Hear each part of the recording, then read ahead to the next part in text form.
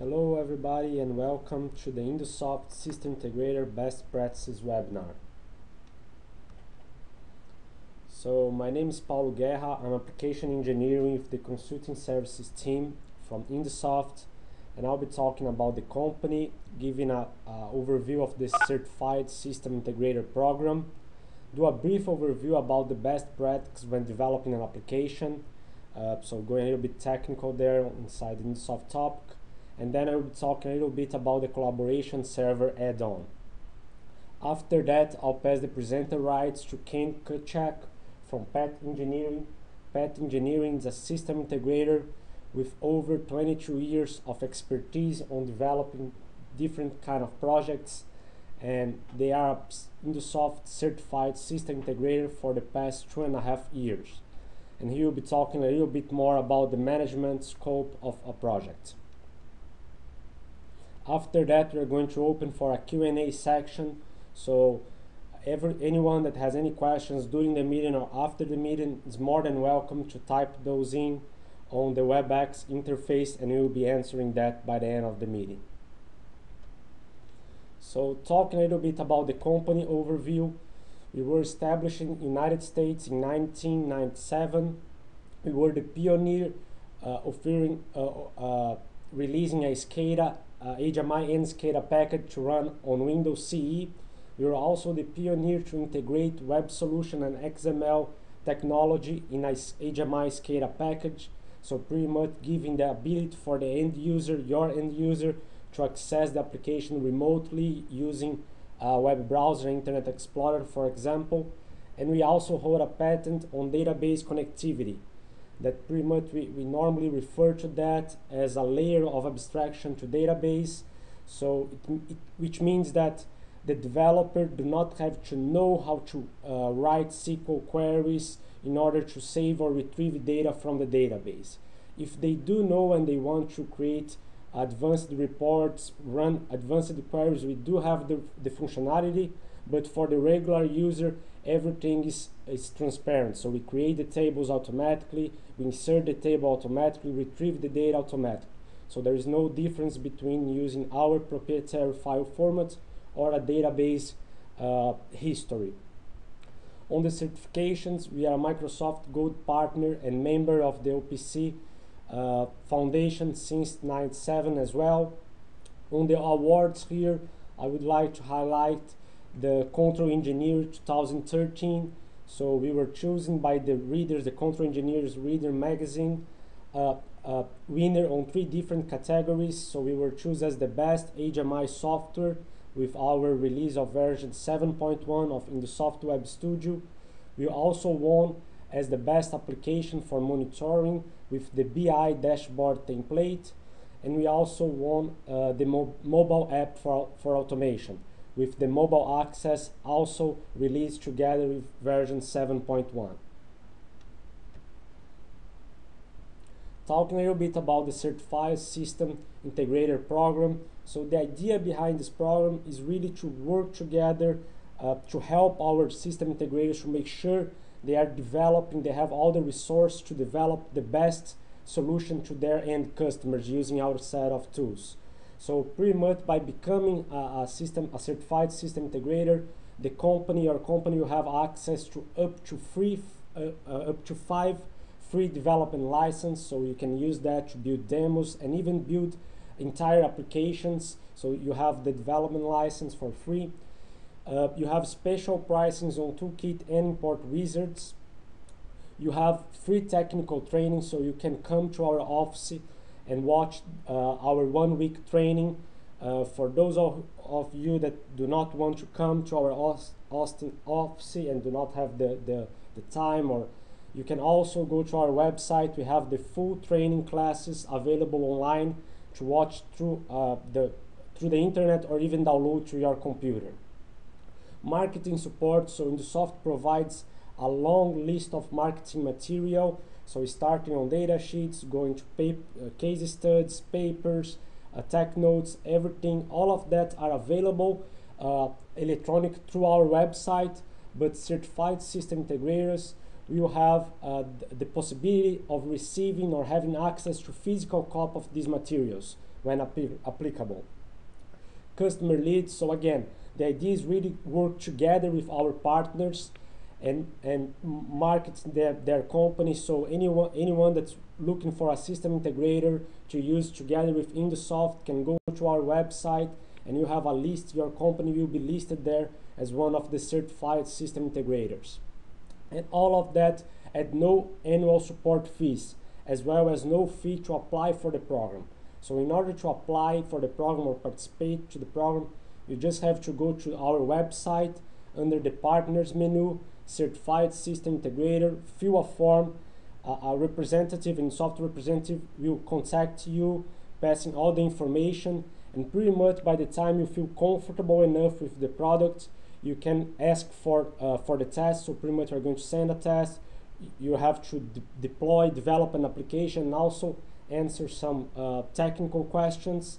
By achieving the minimum grade, you automatically become a certified system integrator. This certification is good for 1 year, so or whenever we release a new version. So every time we release a new version, the certified system integrator do have to apply, redo the test, so we make sure all of them are up to speed with the new functionalities on the software. Now talking a little bit about project development best practice, so a little bit more technical here. So as you see here on the top, I have this application guidelines PDF. So this is a document we provide. It's also on our website, so you can go to documentation, tech notes, and download this project. It's a very long and complete document covering all the topics. So all the topics that you need to take care before you start, or what are the best way to develop a project. Due to the time constraints here, I will not have time to cover all of them. So I just picked 5 of them that I think are the most important ones or most interesting ones so we can discuss. So the first one, general application settings. So architecture, which platform are we going to run at? Are we going to run on a regular Windows machine, on an embedded Windows machine, on a CE Windows machine? So that's really important, for example, especially when you're going to use CE or embedded platform, because some of the functionalities, for example, some of the objects within VB scripting might not be present on the CE image that you are working with. Also, for example, when developing a screen, you might want to take extra care with the size of the screen, with the size of the bitmaps that you're going to use. Otherwise, you can see a decrease on the performance on these lower devices, these lower horsepower devices. Talking a little bit about history. So how do you pretend to save your history data? Do you pretend to save that using our proprietary file format, or do you want to use a database? Which database? How many tags of your application are you going to be saving? What will be the rate of this saving? Every second, every 1 minute? And with this data, you are able to come up to calculate how much space do you need to specify the hard disk for your server. Client access. So which type of client access do you want your end customer is requesting? So a web access, secure viewer, so you just have dedicated machines to operate or to visualize the application. Are your end customer want to access the application to a tablet, for example? So you might want to use our mobile access solution. So which are the important tags to include on the mobile access, for example? Talk a little bit about security. So which type of security are you going to use? The local one, distributed, LDAPs, are you going to connect with the Active Directory from your end customers? Do you have all the information? So do you know which groups do you need to bring to InduSoft? Do you know how to query this information from the Active Directory? Password protection. This is a new feature since version 7.0, really important for system integrators and developers of applications. This will allow you to password protect each file of your application. So if you have pieces of your application that you do not want your end customer to have access, or you just want, for example, the manager of your end customer to have access of that, you can password protect. So this way you guarantee no one's going to change your code and make things broke on your application. Tags database, the second topic here. So tags database is probably one of, if not the most important one of the most important topics. A well-defined tags database can decrease the amount of time to develop the application significantly. So it's really important that you spend some time thinking about the classes to really represent your process using classes, using creating tags. So whenever possible, try to create arrays. So if you need to do something, do some interaction with a certain type of tags and it's an array tag, you can just rely on a for loop, for example, instead of having to write several lines of code. Remember about to use all tag fields.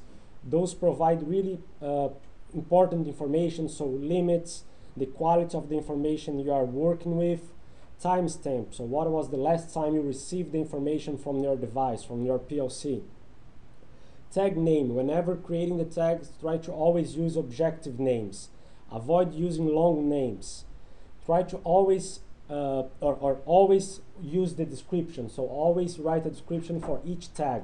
So this way, if someone else needs to do maintenance on your application or need to continue the development on your application, they can rely on that to understand better the tags database and therefore the application.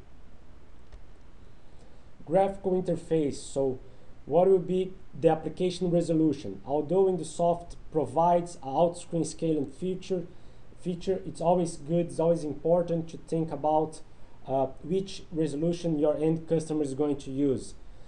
Does not make sense to develop a huge application or a huge screen size application and then realize your customer is going to use on a PDA. Even with the out-screen scaler, you make things so small that it will be difficult to read. So although you can always rely on this on the out-screen scaler, it's important that you think about that up front. Screen group, so whenever you have information, you have buttons that should be displayed all the time or on more than one screen, you should think about creating menus, for example. So create a header, a navigation header. So this way you do not replicate your code, and if you have to do maintenance, it will be way easier than have to change the code on several screens. Dynamic screens, so if you have to control a pump and you have several pumps throughout the application, you do not need to create one pop-up for each pump to control each pump. You can just create one dynamic screen and change, for example, if you are using an array tag, the ID or the position of your array, and reuse the same screens on the application. Linked symbols, so whenever possible, try to create all objects on the application or the objects that you're going to use more than once as linked symbols. So if your end customer later in the future request a change, it will be way easier to update that. You change just once and apply throughout on all objects on the application. If you're going to use a touchscreen device, so think about the touchscreen settings. So which virtual keyboard will be your default virtual keyboard. Do not use the right-click command. There's no way to active or to execute a right-click command on a touchscreen device. Think about object size. Your end customer, the operator, will be operating the system with his finger. So you need to understand it. If you have two objects too close from each other, they might accidentally click on one when they wanted to click on the other one. So think about that. Communication performance optimization. So try to use sequential addresses on the driver sheet. So this way we can exchange information in blocks with the PLC, with your device, instead of exchange several small pieces of information. Consider using the option screen and auto in the main driver sheet and the OPC sheet. So if you have tags that you do not need to save every second or every minute, it's not related with any alarm, it's not related with any background task, a scheduler, something like that, you do not need to keep reading that all the time. So because of that, InduSoft has the possibility to set the read as a screen mode, which means every time any screen that has that tag associated with it, it's open, InduSoft automatically requests a read of this tag. Troubleshooting, so that's a really important part when developing an application. It's testing, troubleshooting, debugging the application. so you can always use the tracing function, so you can log information you might need to debug the application. Output window, we have options like log tag, so you can log a tag, and every time that the tag change is updated, you have a log there saying which task updated that tag for what value and what time. Database spy, cross-reference, so those are tools that you can use while in the troubleshooting process. Now talk a little bit about the collaboration server. So with version 7.1, InduSoft released the collaboration server add-on that pretty much integrates InduSoft Web Studio with the Team Foundation from Microsoft. So this way allowing creating an application lifecycle management, which means, for example, the manager, the supervisor of the project will be able to create work items, so list of tasks, and assign to the developers, to the engineers working on that project. And as the engineers are finishing that task, so as the engineer finishing the screen he's working, and he's going to upload this to the server, he can correlate that screen or that script together with a work item. And with that, the Team Foundation will create native revision control from your application. We also provide multi-user collaboration, so you can have more than one application engineer, more than one developer working on your application at the same time. So one can be writing a script while the other one is filling the communication sheets. So you gain on the development time.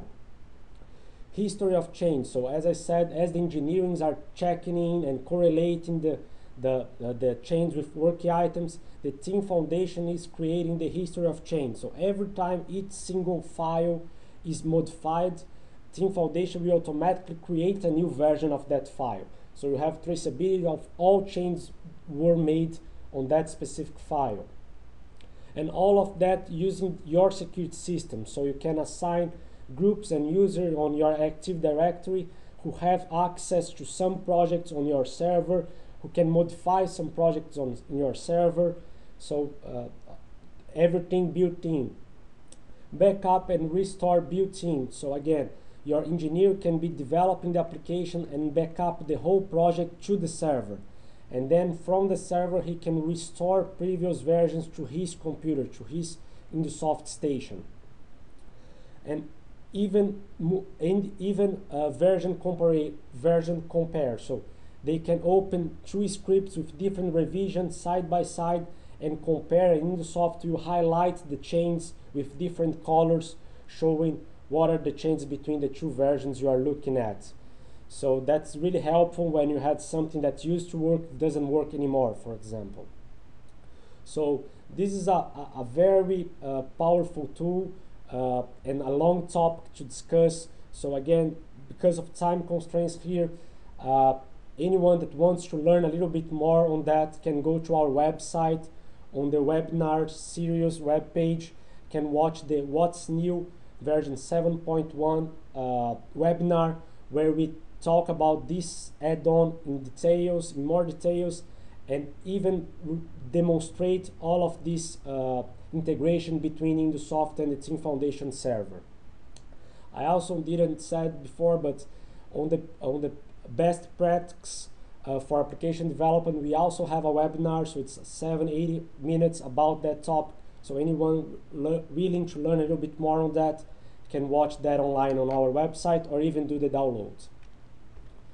So now I would like to welcome Ken Kutchek with Patti Engineering. He's the Vice President of Operation, and as I said before, he will be talking a little bit more about the management side of integration project. What are the steps to achieve the goals on an integration project?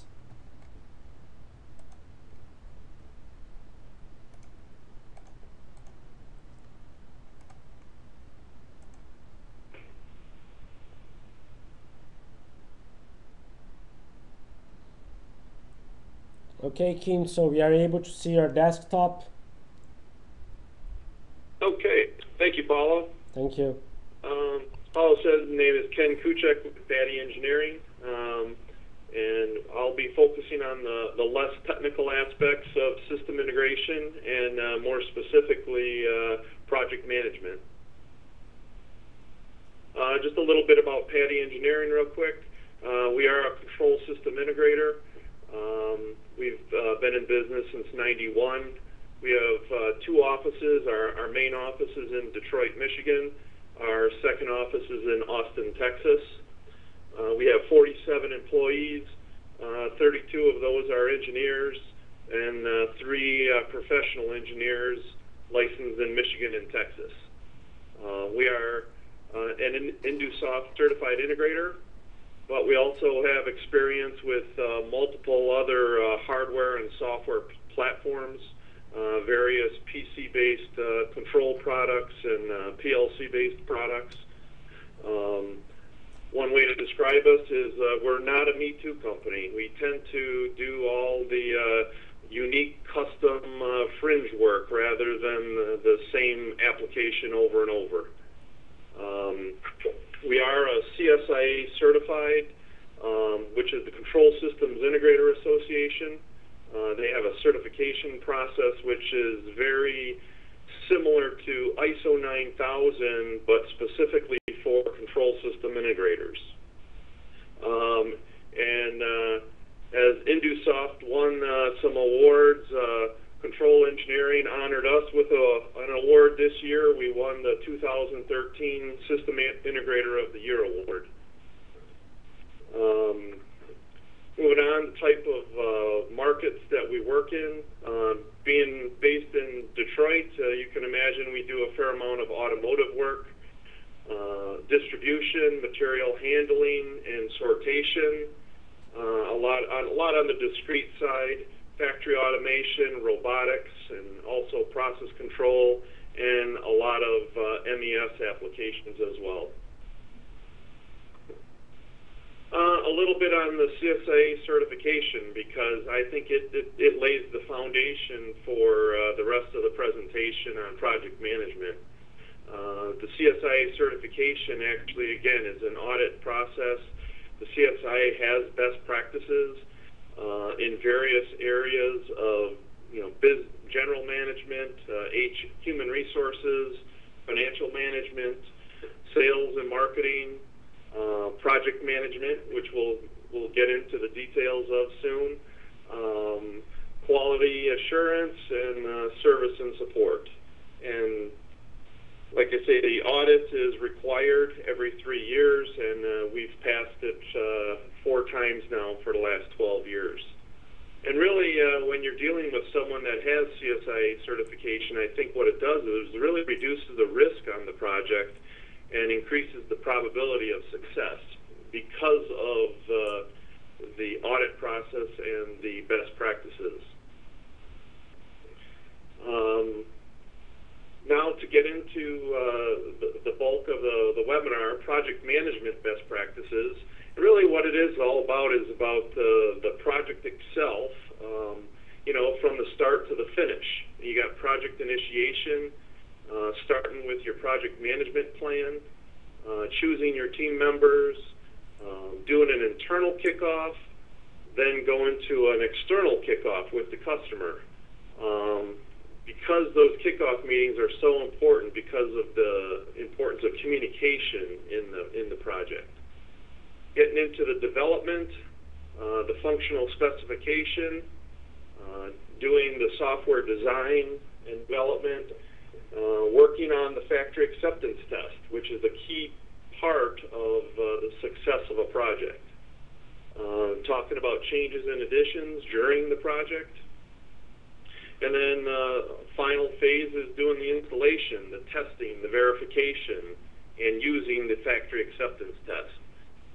Doing training along with a user manual, and then finally closing out the project, and then doing a post-project review and evaluation to learn what you can do better next time.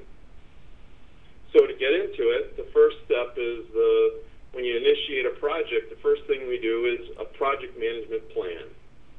And one of my favorite quotes, I have it on my wall, and it's, "A goal without a plan is a wish." And to use an analogy, let's say you want to go on a diet and lose 10 pounds. Well, that's a good goal. That's a great goal, but how are you going to do that? If you don't have a plan, I doubt you're ever going to get there. And you have to have a plan. You have to know exactly what you're going to do, how you're going to do that, and how you're going to reach your goal. That's why the project management plan is so important in the early phase of the project, and to lay out exactly how you're going to execute. Like I say, it's a plan of execution, talking about the scope of work, understanding exactly what you have to do, understanding the customer requirements, understanding the hardware and software technologies that are going to be used, and then your team. You know, you got to build a strong team based on the process and the operation that you're working on, and based on the experience of the technologies that are required on this particular project. Training, you know, do you need to do any training based on the above requirements? Talking about your budget and how you can live within that budget. Schedule, you know, understanding the schedule you have for development and understanding the on-site schedule. How realistic is it? How are you going to execute to it? And finally, the risks. This is a real important part of the process, is to talk about the risks. You know, many times people want to just bury the risks and say, oh, they're not going to happen. But the reality is, you got to talk about them up front and plan for them, and you're going to be better prepared if something does happen. You know, is there certain technology that you've never used before? Staffing, you know, ideally you'd like to put the best person on a project all the time, but they're not always available all the time. So how are you going to manage that? Schedule, you know, does the customer want the project done in 2 weeks when in reality it's going to take 2 months? Or are they telling you that the on-site availability of the equipment, you can only do testing on-site on Sundays from 2 a.m. to 3 a.m. That's your only window of opportunity. And so it's going to take you 10 weeks to get the project done. You know, that's kind of unrealistic, but it's, you know, exaggerating to make a point. Again, the requirements. Are there any requirements that are unrealistic? And you need to talk to the customer right away if there's concerns. Then talking about the communications side of it, and how are you going to communicate with the customer? Are you going to have weekly status conference calls or weekly emails? Again, it's laying out the plan. Talking about quality assurance, and how are you going to ensure quality within this project?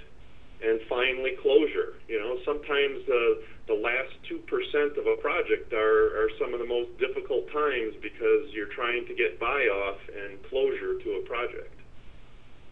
So all of that together is your plan. The next part, my second favorite quote, a little pessimism is just good planning. And think about it. It's if you wear rosy-colored glasses all the time, you know, you may not be prepared for everything. So thinking about what if this happens, what if this happens, you know, is just a good part of your plan, to have thought about it and be prepared for plan B if it's necessary.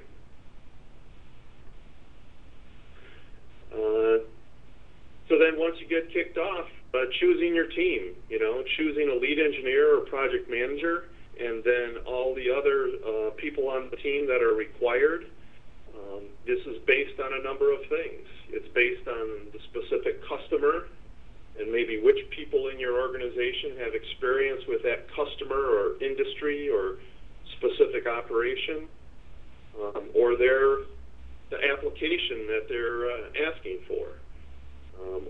Also, the part technology affects your team members. What PLCs are you using? What servers? What type databases? So depending on all that is going going to factor into who you select to be on this particular team. The project size many times determines how many people are on the team. The schedule a lot of times determines how many people are on the team. If it's a shorter schedule, you may have more people. If it's a longer time frame, you may be able to get by with fewer people. Once you pick your team, first thing you need to do is have a kickoff meeting. Again, the communications are so important here that everyone on the team thoroughly understands the project, understands the customer, what their specific operation is, and the specific application that you're going to be working on. The next piece is the proposal. You know, what was the scope of work? Exactly what are you doing? And what are the customer requirements and the customer responsibilities? Many times the customer has specific responsibilities that they need to provide certain information, whether it be plant layout drawings or electrical drawings, control drawings, backups of current software applications. Whatever their requirements are, it needs to be known by the team. You know, what are the hardware and software requirements or specifications? And then also defining the team, you know, who is all on the team and what is each person's responsibilities. So it's very clear to everyone who is doing what, and there's no finger pointing and there's no ambiguity on responsibility. Talk about the budgeted hours to make sure we can complete the project, the development, and the on-site portion within budget. Schedule, understanding what the schedule is for development. Is overtime necessary right away, or is it going to kick in later? What the on-site schedule is. Are you working one shift at night, or are you working 2 shifts around the clock to get a project done? Got to talk about it. Again, back to project risks and expectations. Everything that was in the project plan we want to talk about and understand what the risks are and be prepared for them.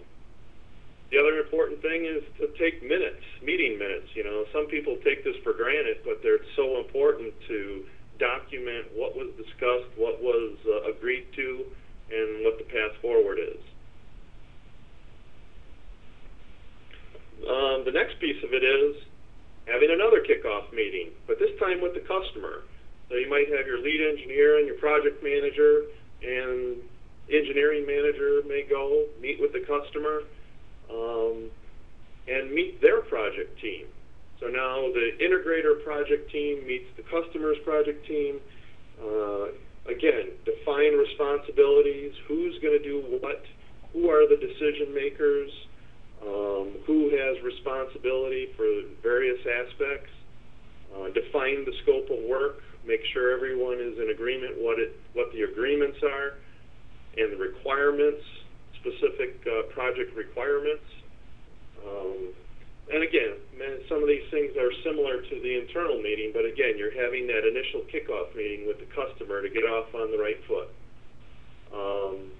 Talk about testing and verification. You know, the customer is very interested in how you're going to make sure you give them a functioning, working system that's thoroughly tested. Risks. Yes, you want to talk about risks right away. Again, many times people like to bury their head in the sand and avoid talking about risks, but it's important. If there's any concern, talk about it early and put a plan together to avoid those risks. And once again, meeting minutes are taken by the lead engineer to document just everything that was discussed, or anything that was agreed to, any action items that come out of the first meeting. Then getting into the development. And the first thing here is a functional specification. And the purpose of it is to thoroughly define and explain the function, the features, and the operation of the particular application that you're working on. And then the outcome is an understanding by both sides and an agreement by the integrator and the customer what the end product will be. So there's no ambiguity, no question. Some of the things that are included in the functional spec, what are the customer requirements? What are the system requirements as far as maybe network topology, or other equipment that you're connecting to, and how you're networking and connecting to these other pieces of equipment. A system overview. We get into screen layouts. They may not be pretty looking, but at least a rough outline of what screens there's going to be and what content will be on each screen. All the operator interactions are defined at this point, and to just get a clear understanding of how the users are going to use the system and how you're going to interface with, again, other systems or pieces of equipment, if there's maybe many PLCs involved of collecting data from various places. Reports are always a key one. Many times when you start a project, a certain number of reports are spelled out, but a lot of times the end user may not necessarily know exactly all the reports they want until they see the system in action and see what it can do. And then many times later, more reports come out as far as what they're looking for. The functional spec also defines, system administration and security, usernames, passwords. The other thing is limitations. What can't the system do? I mean, that's just as important as what it can do. Again, to clear any expectations that there might be, to make it clear where the limitations lie. Customers' responsibilities, as we mentioned before, and you want to review this functional spec with the customer. Sometimes it takes multiple meetings and multiple reviews because some changes are made, some things are added and clarified, and in the end, we want the customer to sign off on it. So there's an agreement between the integrator and the customer of what the functionality is, how it's going to work, what's included in the system, because this then becomes the foundation for the factory acceptance test, and then in the end, the buy-off of the system. Then you get into software design and development. As Paula was going into more of the technical details of an application, but we're going to go into some of the less technical stuff. The functional spec now becomes the roadmap to the software design. Things you want to do is keep an open issues list. Start it early, and any questions or required information, clarifications that are needed, document them, and just keep an open list and have it send it to the customer routinely so any open issues get resolved quickly, and assign responsibilities. Another piece is a task list.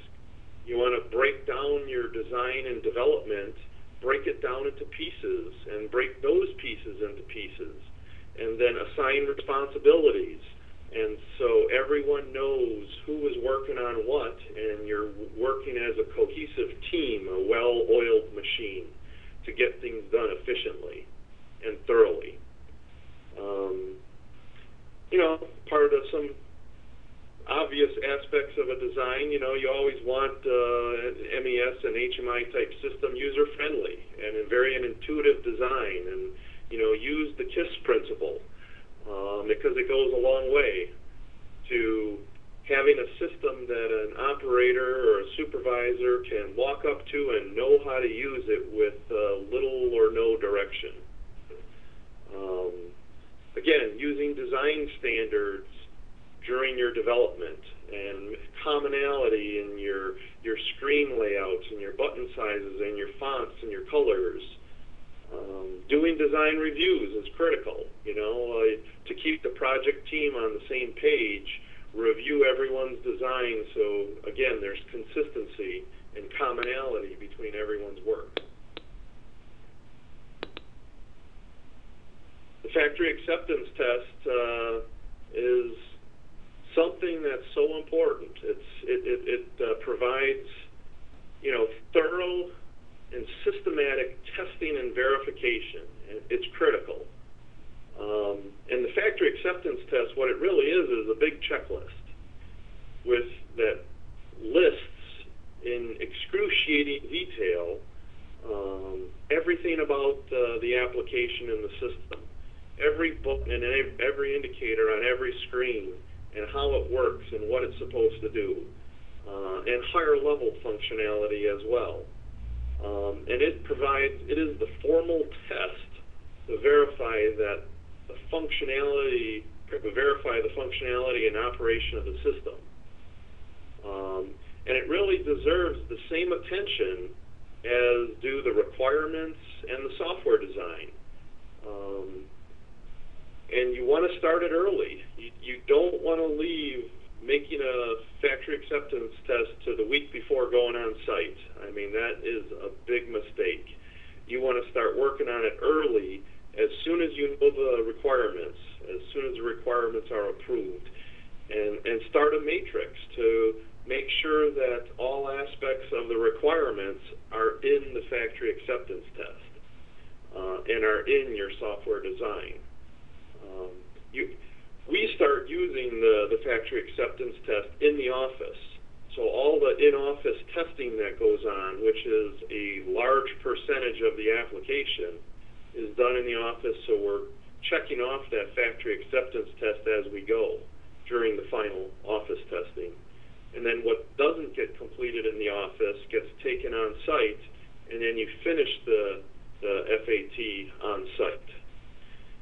I recommend getting your customer involved. I mean, it just gives them a lot more. Many times they want to be involved and require being involved. Sometimes they don't. But when they see the painstaking effort you're taking to ensure a thorough working system, it gives them a level of comfort that they're going to have a great product when you're done.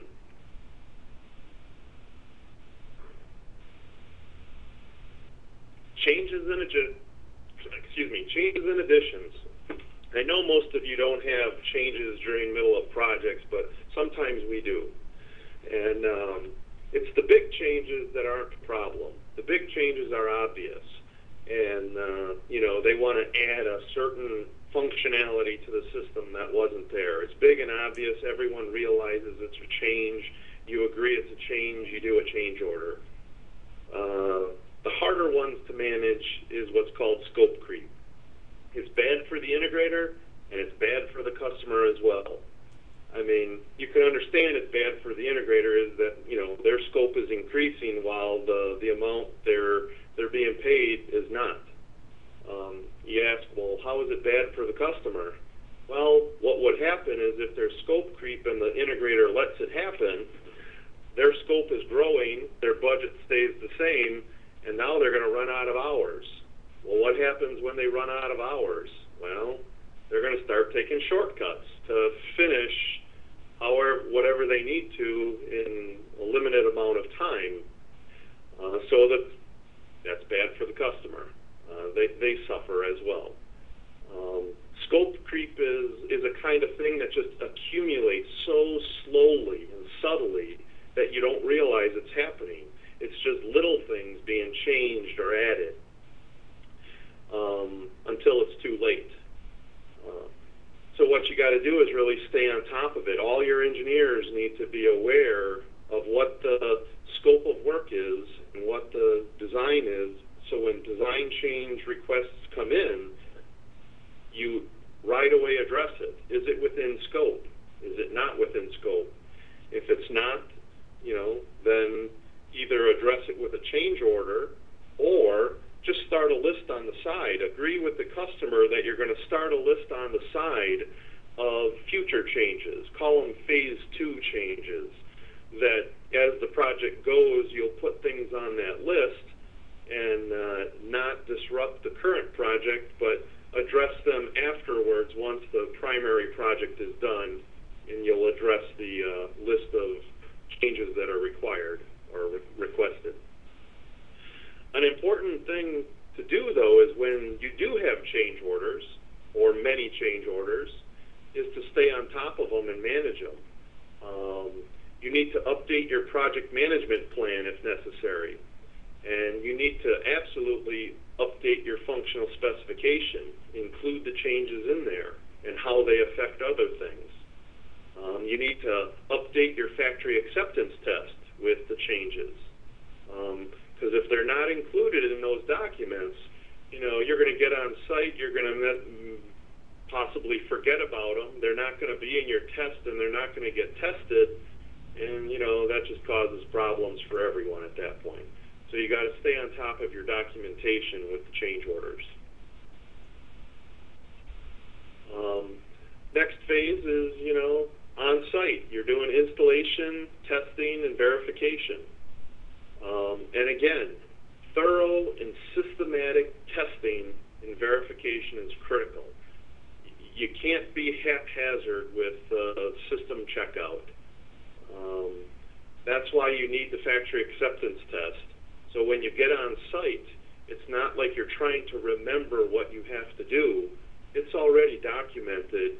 All you're doing is following your test plan, and you're not done until everything is checked off.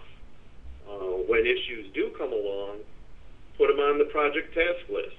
Log them on the, some people call it a punch list. Put it on your punch list, again, so that way you're not done until every item on the punch list is completed. Once you do your standby support, and once you finish all the task list items, then you're going to find that buy-off is much easier when you're very organized and systematic in your checkout. And again, going back to that factory acceptance test, or the functional specification, that's what was agreed to early on as far as functionality and features. That turned into the factory acceptance test. So when there's questions at the end, what about these features or functions, you can point back to those documents and say, this is what we agreed to. Another thing with verification and testing is anything not tested or resolved on site, it can cost you up to 10 times the amount of money when you address it as a warranty issue later on. If you don't have remote access, it may require a trip or multiple trips back to the location to address small items. Trips and plane tickets and hotel bills cost a lot of money. So the more thorough you are on site with your checkout and verification, it minimizes warranty costs down the road. And along with that is when you're on site doing your checkout, one thing you really want to push for is remote access. Some customers don't like it. The IT departments are a little nervous about giving people remote access. Others are more comfortable with it. But do whatever you have to get some type of remote access for future support and future changes. It's beneficial to both the integrator and the customer, because any changes down the road can be done remotely, and it's at a much lower cost. The last final piece is training. The thing about training is you can have the greatest system in the world. It's, your best engineers worked on it. It was a great design, a great implementation. The project went smooth. But if training doesn't happen and operators don't understand how to use the system, or where the functionality is and how to troubleshoot, the perceived functionality and satisfaction may not be what it could be. just because of training. Ideally, you want a system that's self-explanatory, but as all of you know, it doesn't always happen that way. It's, you know, some things aren't as self-explanatory and obvious. And many times there's new operators in a facility or new supervisors that are less familiar with the existing operation. So training is a key piece of it to the success of the project. And usually, you know, we'll develop a user manual, and then the user manual becomes the outline for the training. And the training includes, you know, system overview, system operation, how to start up and how to shut down, all the operator interactions, all the supervisor interactions, and administrator interactions with the system. So sometimes you need, you know, 1, 2, or 3 training sessions to hit all those different people. Explaining all the different screens, explaining the fault messages, the status messages, and also getting into troubleshooting and teaching them how to use the system to do troubleshooting. Then you come to project completion. You know, you finished your factory acceptance test, you finished your training, you're trying to wrap up the project, you're trying to close it out and leave site. And again, sometimes that's the more difficult part of the project. We use what's called a project completion checklist, and it's just a checklist of all the key items that the engineers on site need to verify and go through, so they do it thoroughly and organized and have a thorough organized completion. Things that you verify, some things you verify, you know, that the customer is satisfied. You know, that we've, all the deliverables have been given to the customer, whether they may be CAD drawings, whether they may be backups of software or applications, whatever the deliverables were for the project. You know, all your open issues lists all items have been resolved. Your punch list, all items have been resolved. Your factory acceptance test is complete. And again, all software has been backed up to not only our server, but given to the customer as well. Then once you're back in the office, the final thing we do is, you know, post-mortem. Just do a project review and evaluation. Basic, it starts basic, you know, what went well, what didn't go so well.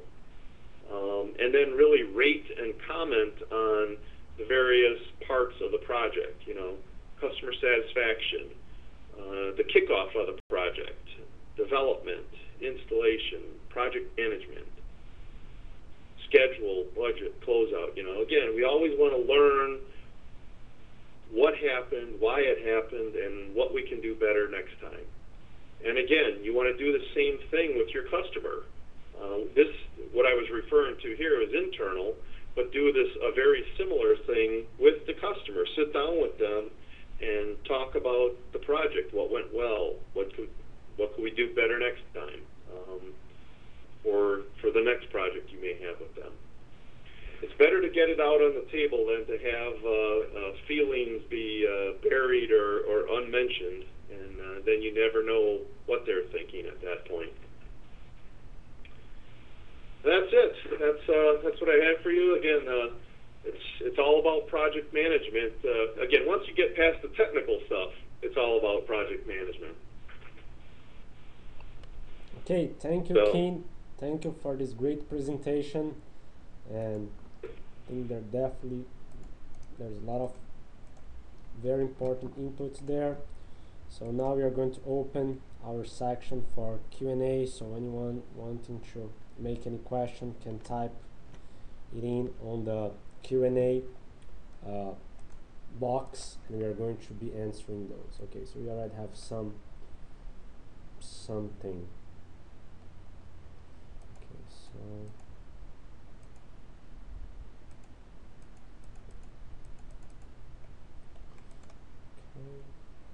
so We have Vance Van Dorn with us, editor of Control Engineering magazine, and he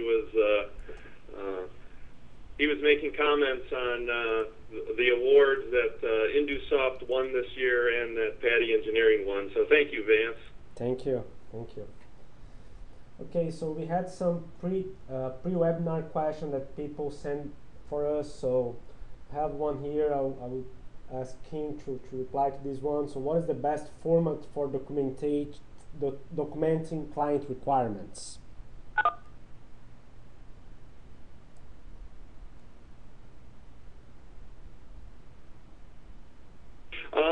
The way we do that is just in a spreadsheet. Take all the requirements and lay them out in a spreadsheet. That way it's easy to track them, it's easy to check them off as you include them in your design, and it's easy to check them off when you've included them in the factory acceptance test. Great. Okay, so I think we have other ones here. We just had a question asking what are the specific best practice designed with InduSoft. So again, I think we covered a little bit of that. I'm not sure if it was on the beginning of the presentation, but if you go to our website, so here on our website, you have documentation, we have application notes, so we have a lot of information here. So the best practice, different documentations. We also have under the support video library webinars. So you can come here and we have a best practice webinar. It's an hour and a half long if I'm not wrong. So let's see here.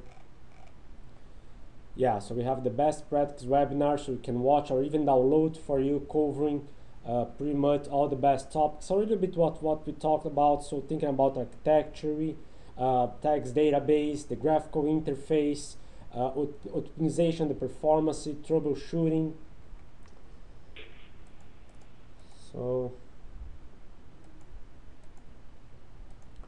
there's another one saying, does InduSoft simply broadcast leads to CSI or they target specific CSIs in appropriate industries?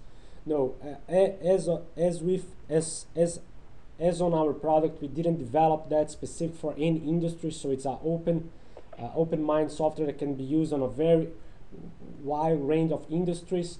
So any type of integrator is able to use our software.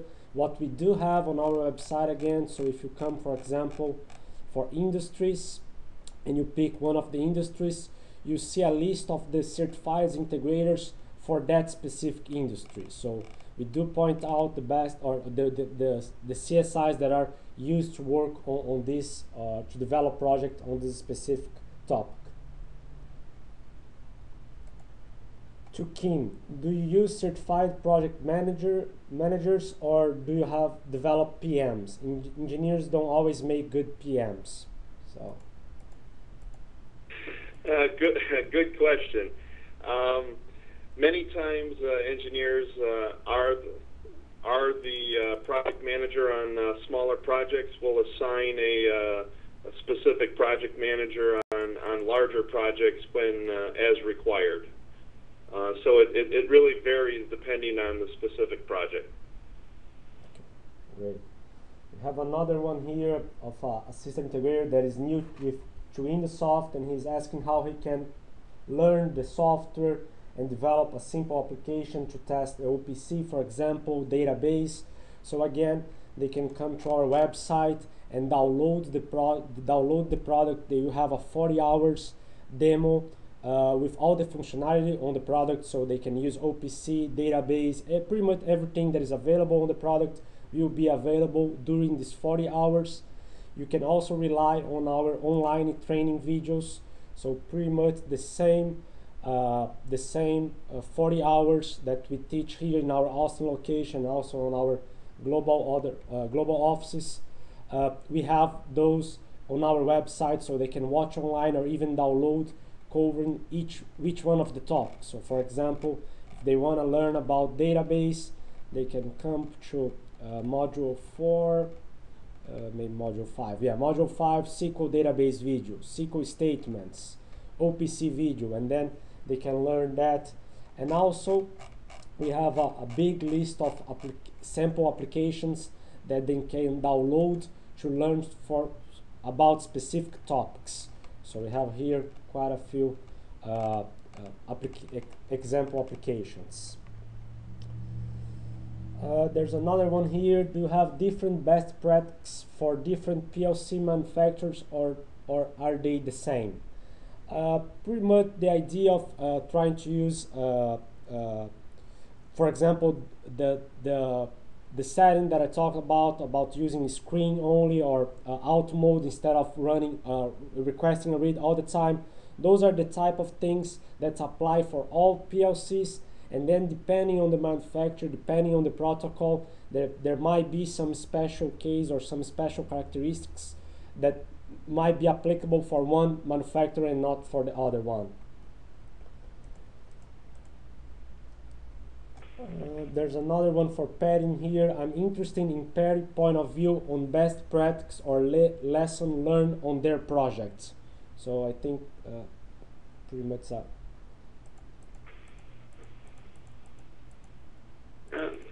I'm not sure exactly what they're asking for. That's yeah. I mean, that's what the the whole talk was as far as some of the things we've learned on projects over the years is as far as project management is concerned.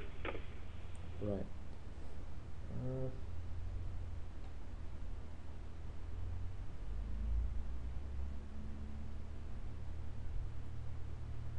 There's another interesting one here. What type of communication should exist between the client and the system integrator? So the frequency, the timing, the depth of details that we should be discussing on this on these meetings.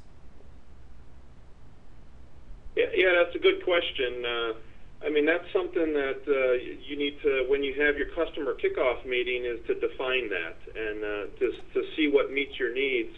And whatever frequency, whether it be a weekly email, status email, or a weekly conference call at a minimum, and then more communication beyond that. But it's very important to spell out what frequency both sides expect, and then stick with it for the duration of the project. And even when you go on site, to have, sometimes it goes more often at that point to maybe a daily meeting while you're trying to finalize and finish the project. Right. There's another one here. How much details do you present in the definition of a HMI SCADA system to a customer before actually designing and developing of the real system? So I think, as Patti said, when talking a little bit about the scope of work, I think it's good to have a general overview of the functionality of the software, the interaction between the different systems that you're going to deal with. And as he said, one important part is to have at least a scratch from the screens. As he said, it does not have to be beautiful, does not have to be pretty at this time, but at least provides all the details to make sure both are on the same page before starting the development.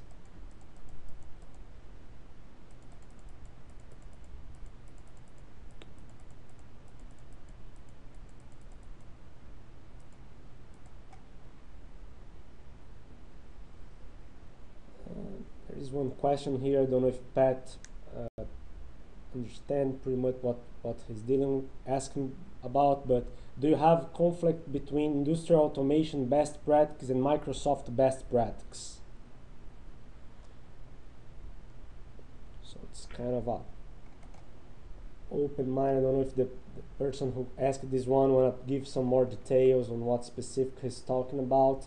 I mean, there will definitely be some different, I think when he's saying Microsoft best practice, probably talking about software development. So I do believe, for example, for integrators, when they are working not only with software developed, but also with sometimes developing hardware or working with hardware, there might be some different there, but I will not, maybe I will not say conflicts. But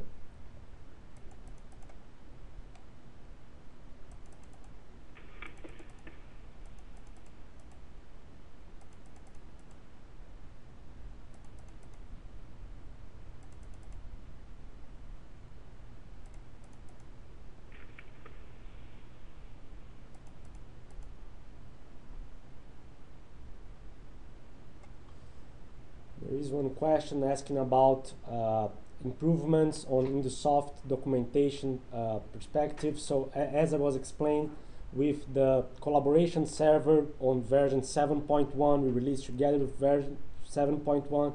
So with that, you'll be able to create or to achieve a complete application lifecycle management. So pretty much any single change that you develop or you made on any single file, you'll be documented. A new version will be created. You can correlate that with work items that the manager of the project created. So pretty much it will be assigned to the user who did that change. So it gives you a really good point of documentation. As I said, you can even compare different versions. So if you had a script that was working before and now it's not working anymore, you made some changes, you can compare them side by side and have the change highlighted to you to help you understand what are the changes might have caused that strange behavior.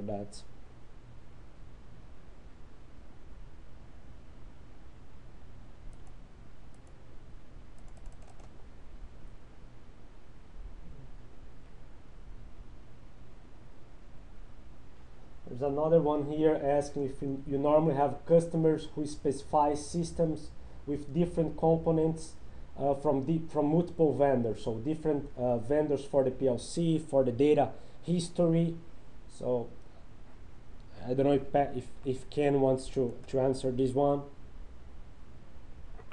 Yeah, I think you know, different customers do different things for different reasons, but yeah, many times, sometimes you have consistent, you know, PLC manufacturers and HMI manufacturers in a plant, and other times, you know, they're less stringent on consistency, and you're collecting data from multiple different PLC manufacturers, and they have multiple different HMI packages and SCADA packages, which, you know, it can become difficult and cumbersome to deal with all the variation at that time, but it can be done. Right. It's part of the business. But I guess the question was, do you have different best practices? And I'd say not really. You know, I mean, you treat everything on a case-by-case basis, but it's still the same primary best practices. Right.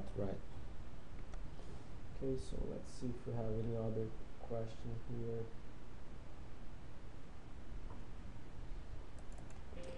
Okay, so